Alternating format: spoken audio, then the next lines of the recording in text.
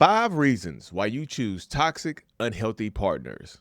And of course, if you're new here, my name is Lee Hammock. I'm a clinically diagnosed narcissist here to give you the inside look at the mind of a narcissist and how a narcissist's mind works to help you heal, grow, and thrive. And as we all know, choosing an unhealthy, toxic, narcissistic partner can be a problem for a lot of people, right? And not only a problem for a lot of people, it can damn near become a pattern, right?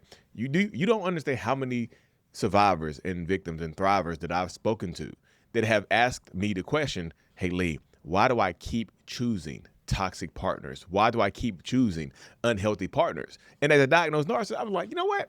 Let me go ahead and put together a list for y'all. So we're gonna hop right into it, y'all. These 5 reasons are in no particular order. So don't just say I'm not weighing them at all. This is not a weighted criteria here. They are absolutely not in any order. So don't feel like, well, mine is more important. No, we're not comparing and contrasting.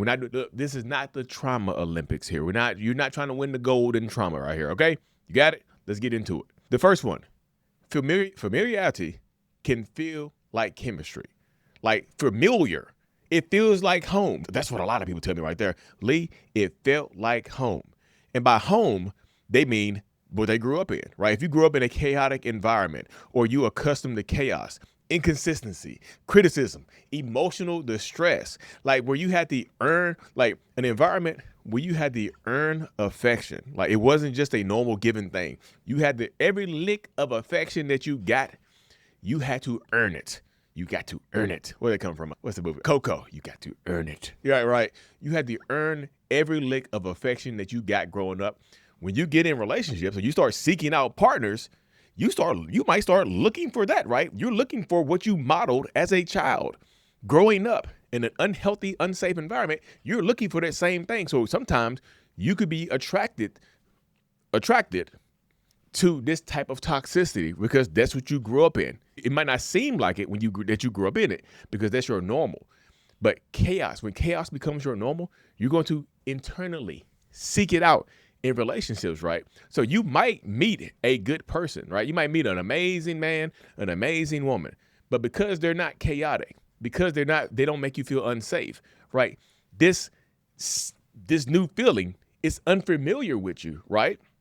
And so it can feel boring rather than exciting, right? Because you don't have to earn love from this person. They'll willfully give it to you.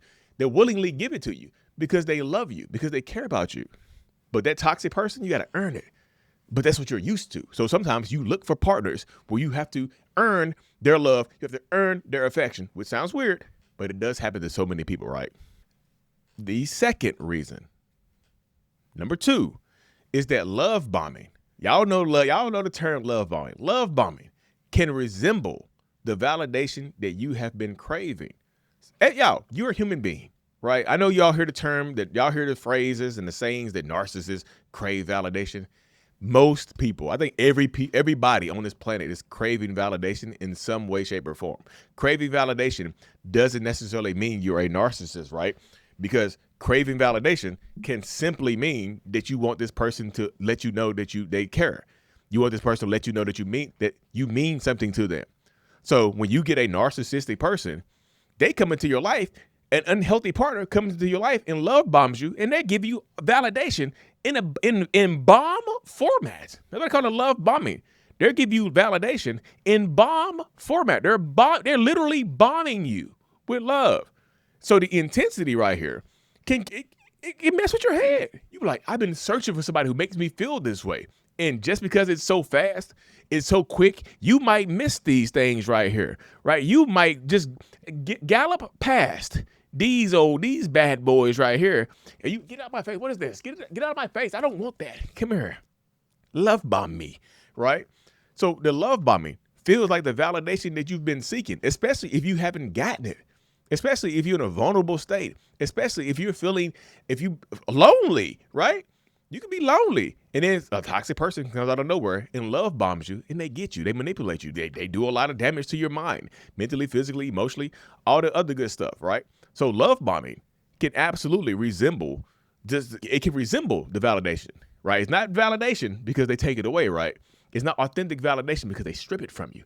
they take it away later on. They give it to you and then they take it away. Give it to you, take it away. They devalue you. And then you go through the cycle of a narcissistic relationship, which I have a course on. You can find it at courses.mentalhealness.net. Help you understand and help you heal as well, right? Now that we got love bombing out the way, let's go to the third reason right here, where this relationship no longer becomes a relationship of a mission worthy of serving, right? A mission worthy of completing. It becomes a mission to prove that you are worthy to this person, right? So many people, so many empaths, survivors, thrivers, victims, whatever, of narcissistic abuse, of toxic relationships, are in relationships with people for an extended period of time because you want to prove that you're worthy to this person, right? You finally want to earn their kindness, their commitment, because go back to number 2, the love bombing, right? They gave it to you. So now we want to earn it again. So you're seeking it from a partner, a different person. If this first person love bombed you and got rid of you, and whatever the case may be, the second person, you are going to try to make sure that it works because the first person convinced you that you were the problem. So now you might end up in another toxic relationship trying to earn love from this person or from your ex, from the ex. So you're trying to prove it. You're trying to prove that you are worthy. So you hop into toxic relationships. You hop into relationship dynamics where sometimes you hop into a healthy one. You don't have to prove it. They think you're worthy because they love you. They care about you like that. You're worthy every day. You don't want to hear that because that's too easy. You got to earn it. Everybody else convinced you when you grew up that you had to earn it, right? So you spend time searching for somebody who you have to earn validation from. And dealing with an unhealthy narcissistic person, they're never going to validate you because if they validate you, if they give you what you want, in my mind, as a diagnosed narcissist, you can leave me. You have no need for me. I'm no longer needed here. So you can dip. So I'm not going to validate you as out of fear that you're going to leave me. Doesn't that sound stupid? So you will spend a long time trying to prove that you are worthy to this person while they are out here doing what they want to do, lying to you, cheating on you. They'll literally cheat on you to your face, right? In front of you. And then instead of leaving, your mind gets shifted and warped into, I got to prove to this person that I'm more worthy than the person that they're cheating on me with, which doesn't work. I can tell you as a narcissist, that doesn't work. It only works for me because it keeps you here. It doesn't work for you because this is a pointless mission that you're on. And then guess what? When you escape this relationship, if you leave this relationship or I kick you out, which typically happens, I kick you out, I'm tired of you. Guess what? You are in such a distraught state that you seek out somebody just like me to prove a point. And you get caught up in the cycle again, y'all. It is crazy. And because it's so crazy, they hop into reason number 4 right here. The back and forth, the push and pull of toxicity, right? The extreme highs and the lowest of lows, right? From the highest of heavens to the piteous pits of hell, to the depths of hell, right? This is what happens.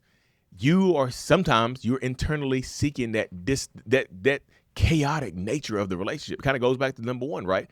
The chaotic nature, the ups and downs. If you've experienced a love bombing phase from a narcissistic person previously, you're seeking that out, right? Because regular, normal, authentic connections are slowly built over time. Could they go fast? Yeah, they could go fast. Y'all could fall in love quickly and be authentic, right? But most times it's not.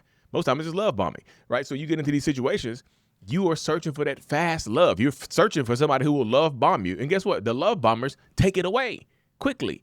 They give it, take it, give it, take it. And that cycle of ups and downs, highs and lows, messes with your damn mind. So if you don't take time to heal, you'll seek it out over and over again. Lee, why do I keep ending up with toxic people? Because you're seeking the same thing over and over and over again. You're seeking the highs and lows. You're seeking that high, right? You want them to make you feel good. And then they make you feel like crap. And then you want to make you feel good again. And then they do it. And then they feel like crap again. The ups and downs keep you bonded to this person, keep you bonded to this cycle, not just to this person, but to this cycle. So as a narcissist, that benefits me. I'm going to give you a little bit here and there because that benefits me directly. Why wouldn't I? Why wouldn't I do that? Right? That benefits me. If it's going to benefit me, I'm going to keep doing it. Doesn't that make sense? I'm going to keep giving you a little bit here and there because you don't leave. If I don't have to supply you with the most, why would I continuously do that? Right? If I don't have to go hard, why would I do that? You know what I mean? If I gotten by giving you a little bit and a little bit feels like a high, I'm going to keep giving you a little bit. It will never go back to how it used to be. Why would it? I'm lazy. I'm emotionally lazy. Why the hell would I want to go work hard when I don't have to? That's crazy. Why would I go lift 1,000 pounds when I can lift 100 and get the same amount of pay, get the same amount of validation? That don't make sense, right? Right. And because that doesn't make sense, we're going to hop into the last reason right here. Sometimes toxic people seek you out.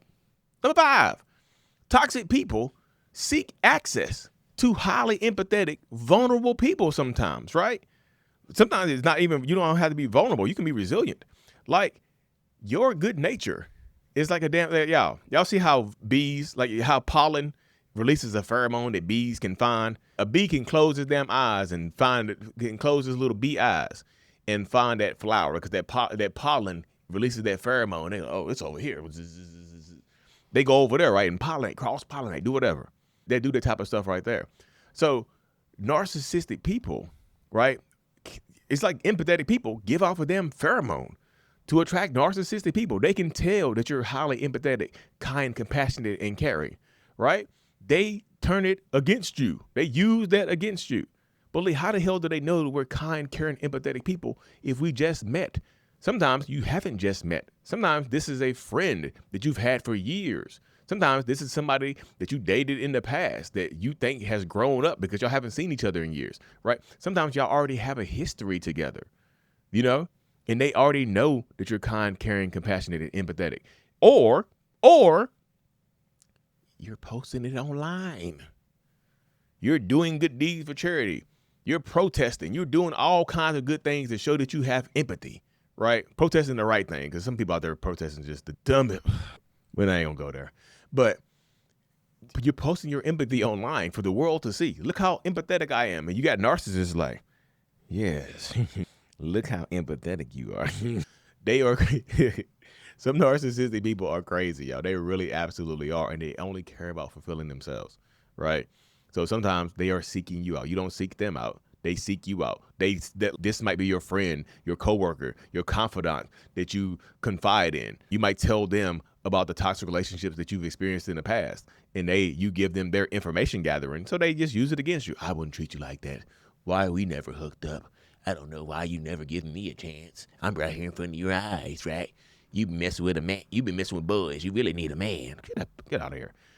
Anyways, y'all, that's my spiel right there. If you got anything from this video and you want more from the perspective of a diagnosed narcissist, make sure you hit that subscribe button. If you want to book a call, text messaging session, all kinds of stuff, you can find it at my website that is linked in the comment section or the description of every video and podcast that I do. Follow my podcast on Apple Music and Spotify, the Mental Illness Podcast, where I interview survivors, thrivers, therapists, clinicians, everybody, y'all. Anyways, y'all, hit that subscribe button again. I'm out. Peace.